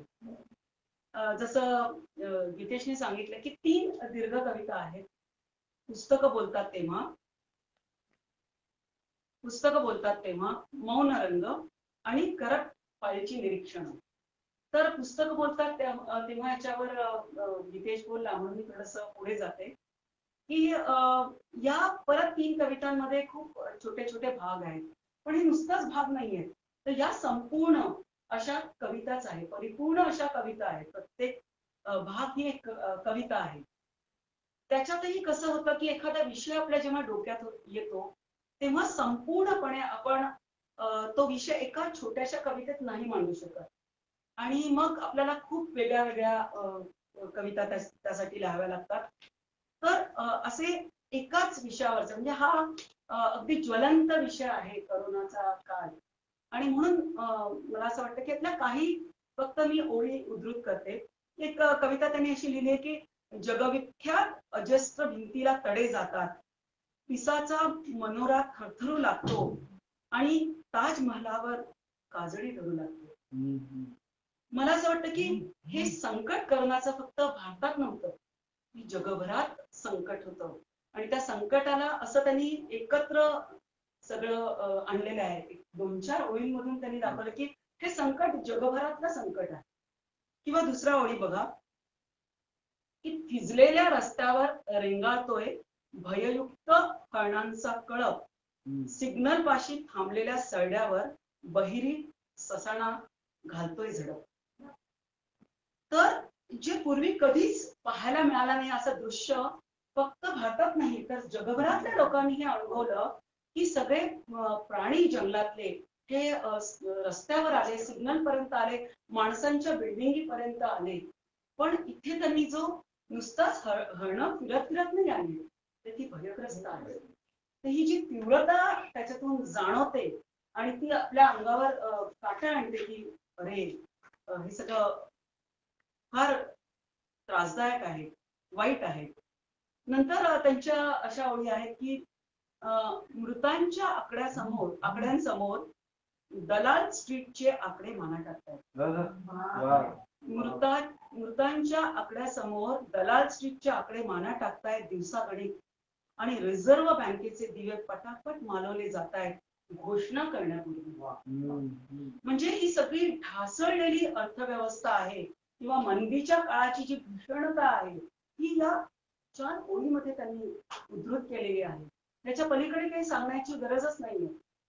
किंवा त्यांची अजून एक ओळ अशी आहे, मला आठवते 2 ओळी की माझ्या खिडकी बाहेर भिजून गेलेल्या हायवेवरून काळोख्या शांततेला चिरीत एक आवाज आरपार जातो सायरनचा.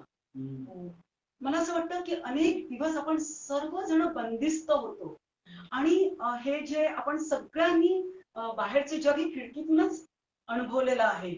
आणि ह्या खिडकीच्या आतून केलेली निरीक्षणं अनेक कवींनी फेसबुकमध्ये आपण पाहतो की उद्धृत केलेली आहेत. पण इथे सायरनचा आवाज, याच्या मागे इतकी मोठी कहाणी आहे की हे सतत करोनाग्रस्त होत होते लोक आणि त्यांना ॲम्ब्युलन्स मधून घेऊन जात होते आणि प्रत्येक ॲम्ब्युलन्स जाताना माणूस करोनाग्रस्त चाललेला आहे की मेलेला माणूस जातोय, इतकी भयावह स्थिती होती. आणि बाकीची वाहनं नसल्यामुळे रस्त्यावर हा सायरनचा आवाज खरोखरी अतिशय भेदरून टाकणारा होता. त्या त्यांची अजूनही त्याच एकाच कवितेतली तुकडे आहेत की भेगाळलेली पावलं, डोईवर उसवलेल्या आयुष्याचं गाठोडं, कडेवर गाढ झोपी गेलेलं मलूल कारुण्य, साचपडत भेलकांडत धीर सुटलेली ही माणसं चालली तरी कुठे. इतकं म्हणजे शहरात पोटासाठी आलेली सगळी माणसं जेव्हा त्यांच्या कामच जाते, नोकरी जाते, तेव्हा ते आपल्या मायदेशात मायभूमीत जेव्हा परतत आहेत तेव्हाची ती सगळी अशी जी अस्थिरता, जी मनस्थिती त्यांची इतकी छान त्यांनी आणि धीर सुटलेली ही माणसं चालली तरी कुठे. वाहन नाही, काही नाही, चालत होती. आणि यात मजूर जास्त प्रमाणामध्ये होते. आणि शेवटच्या याच कवितेमधल्या 4 ओळी की यथावकाश विष भिनवलेस अस्पृश्यतेचे, यथावकाश विष भिनवलेस अस्पृश्यतेचे, भिंती उभ्या केल्यास परकेपणाच्या, छुपा वार केलास खोलवर आणि काढलास कोथळा माणुसकीचा. म्हणजे सामाजिक विषमता आपण अनेक वर्ष अनुभवली आणि तीच विषमता एक छोटासा विषाणू मुळे आपण त्याच खाईत, त्या विषमतेच्या खाईत परत ढकललो गेलो.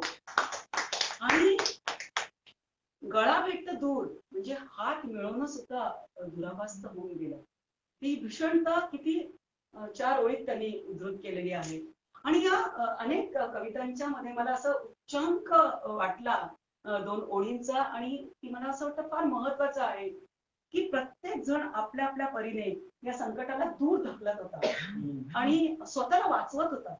खूप सेल्फिश झाली होती माणसं, खूप सेल्फिश झाली होती माणसं. आणि या पार्श्वभूमीवर त्यांनी एका कवितेमध्ये असं म्हटलं की एक मुलगी पृथ्वीला संपूर्ण प्लास्टिकची पृथ्वी जी एका टेबलावर पडलेली तिला सॅनिटाईज करत आहे पूर्णपणे. आणि मला असं वाटतं की ही कल्पना एका कवीला सुचणं आणि किती म्हणजे मोठी गोष्ट आहे मला असं वाटतं. आणि हा विचार आपण सर्वांनी करायला हवा की माझ्या पुरता, माझ्या घरापुरता, माझ्या देशापुरता हे जगभरातलं संकट कसं दूर करावं. छोटीशी मुलगीच्या स्वरूपात त्यांनी ते आणि प्लास्टिकच्या पृथ्वीच्या गोलाकृती दाखवून दिलेलं आहे. या संग्रहात टोटॅलिटीमध्ये एकंदरीतच महानगरीय जाणीवांची अस्वस्थता ठासून भरलेली आहे.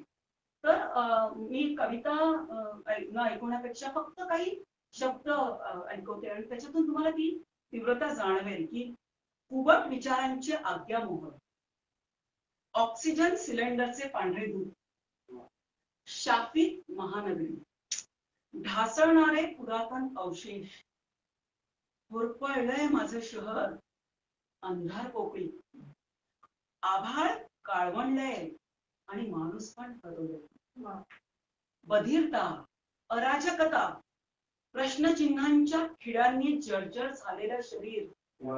आपण सगळ्यांनी अनुभव किती प्रश्न. म्हणजे मी एका कॉलेजमध्ये भौतिकशास्त्र शिकवते.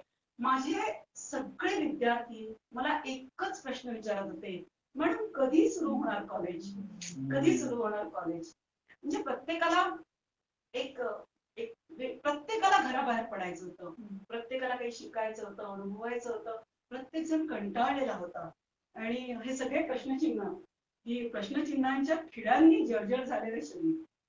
शाळेच्या समोरून रोज जातात कलेवर, शहराच्या एकेका अवयवांची, एकाकीपणाचा अजगर. ही कविता पण खूप मला आवडली अजगराची. आणि ढासळत्या सूर्याला साष्टांग नमस्कार. आपण नेहमी उगवत्या सूर्याच्या गोष्टी करतो, पण म्हणजे महाझुंड झाडांवर लटकल्या एकांताच्या कविता. अजानबाहू देहाचा काळाभिन्न नग्न पाऊस. या काळात इतका पाऊस पडला, सगळं एक तर करोनाचं सावट आणि सतत अंधार आणि पाऊस. आणि सगळ्या त्या टीव्हीवरच्या आपण बातम्या पाहत होतो की किती नुकसान हे माणसांचं झालं, शेतीचं झालं. आणि फार सुंदर की काळाभिन्न नग्न पाऊस. आपले आयुष्य कधीही आनंदी शेवट असणाऱ्या सिनेमासारखे नसते. ऑर्डर नावाची कविता कलाटणी देणारा त्याचा शेवट आहे. काही शब्दांना ना काही पर्यायच नसतो. म्हणजे ऑर्डर शब्द असो किंवा ऍबस्ट्रॅक्ट किंवा कॅनव्हास किंवा multiple calculations, birthday, siren, cheers, breaking news, share. किती खोल अर्थ देणाऱ्या शब्दांना पर्यायी मराठी शब्द येऊ शकत नाही. आणि ते घालण्याचा प्रयत्नही खरे यांनी केलेला नाही. ते मला खूप आवडलं. ते तर खूप लोक मराठी शब्द त्याला शोधतात आणि मग कृत्रिम वाटतं. तर काही कवितांचा मात्र फक्त मी उल्लेख करते की पूर्वजांच्या समृद्ध आठवणी असणारं घर हे गुगल मॅपनी आपण आज शोधतो. म्हणजे तुम्ही अगदी सहजपणे असं जरी त्या कवितेचं नाव असलं तरी मनाचा खूप ताव घेणारी ही कविता आहे. अस्वस्थ करून गेली मला ही कविता. किंवा प्रेयसीवर बलात्कार झाल्यावर तिला नाकारणारा प्रियकर. ही पुरुषी मानसिकता नाटक या कवितेमध्ये आहे. मुलीशी संवाद आहे स्वागत कवितेमध्ये. म्हणजे तिला सकारात्मकता देता येते. किती अस्वस्थता असतानाही ते सारखं दाखवतात की सगळं ठीक चाललंय बेटा, ओके ओके. किंवा ऐन उमेदीत अचानकपणे नोकरी गमावलेला माणूस मृत्यूला कवटाळतो. म्हणजे हे तर आपण खूप अनुभवलंय सगळ्यांनी. आणि झुंज नावाची ही कविता. किंवा आपली मुलं बाळा सगळ्यांचीच, म्हणजे माझ्या सोसायटीत 50% लोकांची मुलं ही परदेशात राहतात.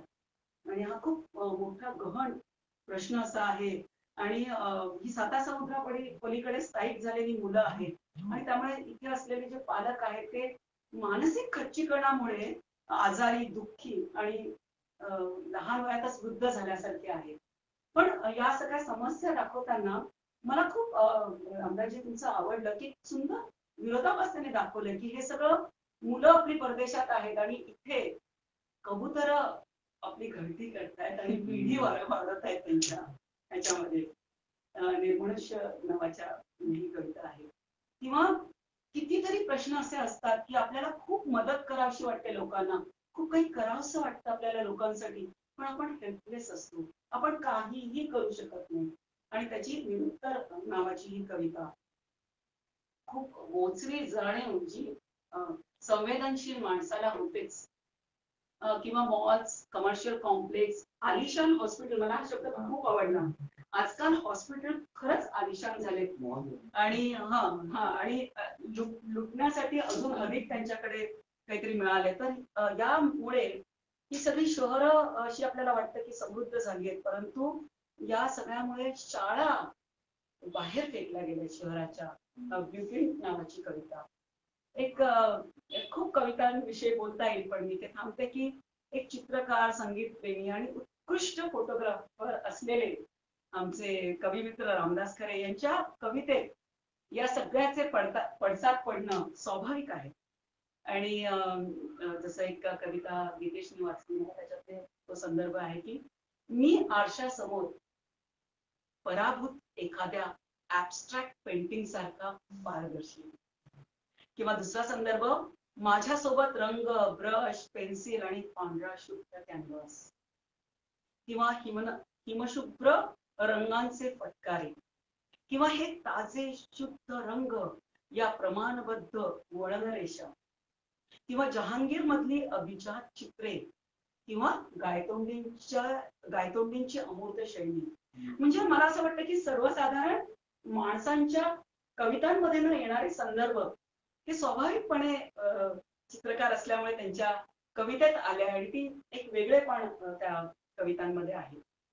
मग पुस्तकांसारख्या तो उद्धृत केला की पुस्तकांसारख्या निर्जीव वस्तूला कवितांमधून त्यांनी सजीव केलं आहे.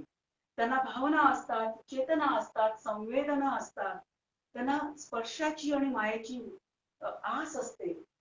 आणि इतकंच नाही तर ते एकमेकांशी गप्पा करतात, ते शेअर करतात गोष्टी. आणि सर्वात महत्वाचं मला या सगळ्यात गीतेश असं वाटलं की विचारांचे ऑक्सिजन ते पुरवतात. वा वा वा.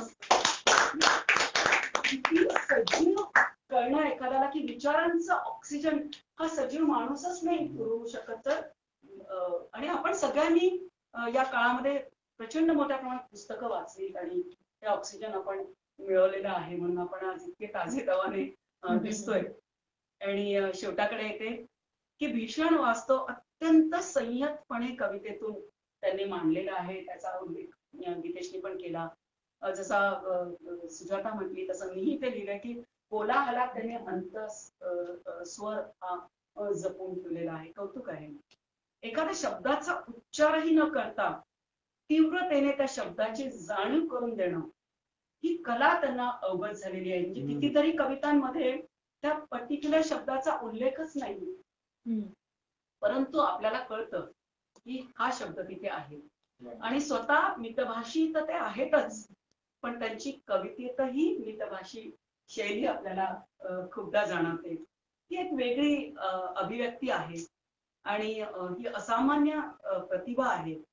सोशल मीडियाद्वारे चित्रांमधून त्यांनी आपल्याला अनेक दृश्य जाणीवा त्यांनी आपल्या प्रगल्भ केलेल्या आहेत. आणि अभ्यास वृत्तीने, अनुभवातून, चित्रमय शैलीतून छोटे छोटे बारकावे त्यांनी टिपले आहेत. त्या अनुभवांना एका प्रक्रियेतून कवितेत मांडताना जाणीवपूर्वक वापरलेली भाषा शैली आणि सुसूत्रता, जसं हा म्हणाला तसं मी ते लिहिले की कवितांची चढती भाजणी ही उत्कृष्टपणे या संग्रहात आपल्याला पाहायला मिळते. आणि मी जसं म्हटलं इथे की अनुभव सगळ्यांनाच येतात, म्हणजे जे अनुभव खरे ना आले तेच मलाही आले, ते तुम्हालाही सगळ्यांना आलेले आहेत. पण त्याची कविता होणं, त्याची कविता घडवणं ही फार मोठी कला आहे आणि ती खूप चांगली मला असं वाटतं की कलेना जमलेली आहे. आकर्षक मुखपृष्ठावर मी स्वतःच इतकं छान बोलले आणि पिनाकीन रिसबूड यांचा उल्लेख करायला पाहिजे की त्यांनी अतिशय मुखपृष्ठ सुलेखान अप्रतिम केलेलं आहे. खरे यांना भटकंतीची प्रचंड आवड आहे आणि त्यांच्या कवितेत त्यांनी खूप निसर्ग असा जवळून अनुभवलेला आहे. त्यांच्या कवितेत चिमण्या, कावळे, कबूतर, बहिरी, ससाणा, तांबट, हरण, मोर, सरडे, पोपट, डॉल्फिन, डोंगकावळा खूप खूप असं प्राणी पक्षी येतात. एक आता त्यांच्या अंगणामध्ये त्यांच्याकडे मी चिमण्या पण आलेल्या अनुभवल्या. त्यांनी खूप छान वाटलं इथे आल्याला, इतकं आनंददायी वाटलं, इतकं प्लेझेंट वाटलं त्यांचा आवाज ऐकताना. तर ते त्यांच्याशी या सगळे प्राणी त्यांच्याशी कुठेतरी मूक संवाद साधतात. या मॉल संस्कृतीमुळे झाडांच्या छाटलेल्या फांद्या किंवा मुळातून उखडून टाकलेली झाडे किंवा जंगलतोड याच्या त्यांनी अनेक नोंदी केलेल्या आहेत. म्हणजे जशा एकांताच्या नोंदी आहेत, जागृत समाजभान असल्याच्या नोंदी आहेत, तशा अस्वस्थतेच्या सर्वात जास्त नोंदी या संग्रहात आपल्याला पाहायला मिळतात. आणि पुस्तकांवर, फुलपाखरांवर, स्तनांवर साठत राहतोय रोजच सनातनी कार्बन. लाव्हा रसात गाळून घेतलेल्या अंकुरासाठी आता अटळ आहे शहराचं शवविच्छेदन. आता अटळ आहे हा संग्रहाच्या त्या ओळी आहेत आणि त्याच्यावर खूप चांगलं भाष्य गीतेशनी केलं. आणि एक कवी म्हणून ते खूप सकारात्मक आहेत, आशावादी आहेत हे आपल्या लक्षात येतं. आणि म्हणूनच त्यांनी लिहिलंय की कवीच तर मिळवून देईल एक स्वतंत्र अस्तित्व या अनोळखी शहराला कवितेतून. आणि म्हणून ते कविता लिहितायत, कवितेतून सगळं मांडतायत. तर वाङ्मयात आजच्या काळाच्या नोंदींमध्ये रामदास खरे यांच्या कवितांचे महत्व मी या ठिकाणी आज अधोरेखित करते. आणि शेवटचं की करोनाच्या काळात प्रत्येकाने अस्वस्थता अनुभवली. यावर आपल्या मनोगतात रामदास खरे यांनी लिहिले आहे की अस्वस्थ काळात खऱ्या अर्थाने मला कवितेने आणि चित्रकलेने मोलाची साथ दिली. तिचे ऋण कसे फेडू असा सवाल त्यांनी कवितेला आणि चित्रांना विचारलेला आहे. तर आजच्या काळचा आघाडीचा कवी कथाकार किरण गेले यांनी अतिशय अभ्यासपूर्ण अशी प्रस्तावना या संग्रहास दिली आहे, ज्यातील एक वाक्य मला महत्वाचे वाटते. मी उद्धृत करते की आता अटळ आहे हा आजच्या काळावर भाष्य करणारा महत्वाचा कविता संग्रह. तर ज्येष्ठ पत्रकार कवी अजय कांडर यांनी लिहिलेल्या ब्लर्ब मध्ये या संग्रहाच्या बलस्थानाविषयी लिहिलेला आहे. त्यातील एक नोंद फक्त मी इथे उद्धृत करते की माणूस म्हणून आपलं अस्तित्व या काळात शून्य असल्याची प्रगल्भ जाणीवही ही कविता करून देते. हेच या कवितेचे मोठे यश आहे. मला असं वाटतं की एक कवी आहे आणि कवितेचा संग्रहाचं प्रकाशन होत आहे. तर एक कविता मात्र मी तिथे थांबते. आज वाचू उद्या वाचू, आज वाचू उद्या वाचू नंतर वाचू सध्या नकोच. आज वाचू उद्या वाचू नंतर वाचू सध्या नकोच. पुढे हळूहळू माणसं टाळू लागतात पुस्तकांना. मग भलत्या सलत्या विचारांची कोळिष्टकं लटकू लागतात पेशींवर, रक्तवाहिन्यांवर. पुस्तकांचा टाहो पडलाच नाही कानांवर त्यांच्या. सोयीस्करपणे बंद करून घेतली विचारांची कवाड. आता पुस्तकच टाळू लागलीयेत माणसांना. आता पुस्तकच टाळू लागलीयेत माणसांना. अशी अवस्था आलेली आहे की पुस्तकच टाळू लागलीयेत माणसांना. माणसांनी पुस्तकाच्या जवळ जाण्याची गरज आहे. आणि हा अतिशय महत्वाचा असा संग्रह आहे जो प्रत्येकाने विकत घेऊन आपला संग्रही ठेवावा असा हा संग्रह आहे. तर परत एकदा मी रामदास खरे यांचे अभिनंदन करते या संग्रहासाठी आणि खूप चांगला संग्रह त्यांनी आपल्यासाठी लिहिलेला आहे. धन्यवाद. खूप अगदी अभ्यासपूर्ण अगदी त्यांनी नोंदी त्याच्या करून आणल्या त्या आणि त्याच्यावरती समीक्षाच्या पद्धतीने तिने आपलं मनोगत आणि आपल्या वाचनातून संपूर्ण आता अटळ या कविता संग्रहाचा त्यांनी पूर्ण लेखाजोखा दांडोळा लिहिलेला आहे. पुन्हा तुझ्या मनापासून आभार. आणि आजच्या सर्वच आपल्या कार्यक्रमाचे सूत्रसंचालन अतिशय नेटके पद्धतीने करणारे आमच्या सुजातराव एक छोटासा आपण आहे. प्रतिभाताईंना विनंती आहे.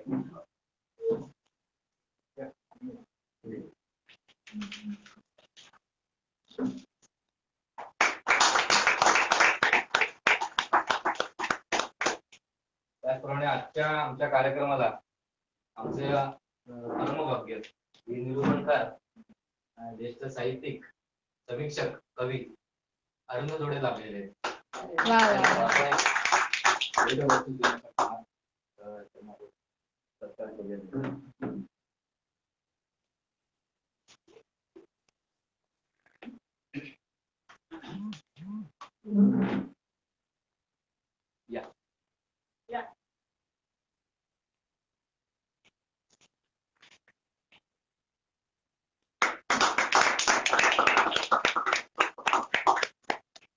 वेळोवेळी मोलाचं मार्गदर्शन मला लागतं.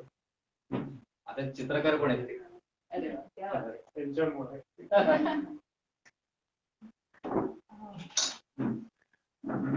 प्रतिभा मॅडमचं जे भाषण ऐकून खरोखरच एक अतिशय खूप विचारपूर्ण, साध्यंत आणि नेमकेपणाने त्या बोलल्या. आणि त्यांच्या ते म्हणतात तसंच हा विचारांना ऑक्सिजन देणारा असा हा कविता संग्रह आहे. कुठलीही कविता आपल्याला विचार प्रक्रियेकडे नेते आणि ही कविता अतिशय उंचीवर पोहोचलेली प्रगल्भ असा कविता संग्रह, त्याचा आम्हाला साक्षीदार होता आलं या प्रकाशन समारंभाचं. त्याबद्दल मी खरे सरांचे आभार मानते. प्रतिभा मॅडम आणि गीतेश जी आपण इथे आला का त्याबद्दल तुमचे खूप मनापासून आभार. किरण येले सरांचेही मनपूर्वक आभार मानते त्यांच्या प्रस्तावनेबद्दल. नितीन हिरवे सर आज येऊ शकले नाही पण संवेदना प्रकाशनाचेही मनपूर्वक आभार. अजय कांडर सरांनी अतिशय सुंदर असा ब्लर लिहून दिला आहे, सरांचे मनपूर्वक आभार मानते. आज कवी आणि निरूपणकार अरविंद दोडे सर आपल्यामध्ये उपस्थित आहेत. कवी विकास भावे सर सुद्धा आपल्या बरोबर आहेत, आपले सुद्धा मनपूर्वक आभार. तसंच सोमन सर आणि सोमन मॅडम आहेत. आणखीनही रसिक इथे उपस्थित आहेत. त्यांचा व्यावसायिक आहे आणि कॅमेराची बाजू खरे सरांच्या कन्या दोन्ही सायली सुरभी आणि त्यांचे जावई कौस्तुभराव ते सुद्धा उपस्थित आहेत. त्यामुळे त्या सर्वांचे सहाय्य करते. तर या सर्वांना खूप छोटे कमी आणि या समारंभाने खूप आनंद दिला आहे. एक तर अतिशय सुंदर अशी प्रगल्भ कविता आपल्या समोर येते आहे. आणि शेवटी मला एक आणखी महत्वाची गोष्ट सांगावीशी वाटते की आज आपण पुस्तकं वेगवेगळ्या माध्यमातून वाचतो, समाज माध्यमातून किंवा इलेक्ट्रॉनिक मीडिया मधून वाचतो. पण ते पुस्तक हातात घेऊन आपण जेव्हा ते हातात घेतो, उघडतो आणि ते वाचायला सुरुवात करतो, त्या पुस्तकाचा एक गंध असतो, आपण त्याबद्दल बोललो तसं. आणि विशेषतः ते कवितेचं पुस्तक असेल तर म्हणून मी अगदी मनापासून सांगते की पुस्तक तुम्ही विकत घ्या आणि ते कवितेचं पुस्तक वाचण्याचा जो एक आनंद, वेगळाच आनंद असतो, तो तुम्ही नक्की अनुभवा. त्यासाठी रामदास खरे सरांच्या फेसबुक वॉलवरती ते सर्व फोन नंबर्स लिहिलेले आहेत, डिटेल्स लिहिलेले आहेत. तर आता अटळ हे पुस्तक घेणं खरोखरच आपल्यासाठी अटळ आहे. अशा एका सकारात्मक बिंदूवर येऊन आज आपण इथे थांबतो आहोत. सर्वांचे मनपूर्वक आभार.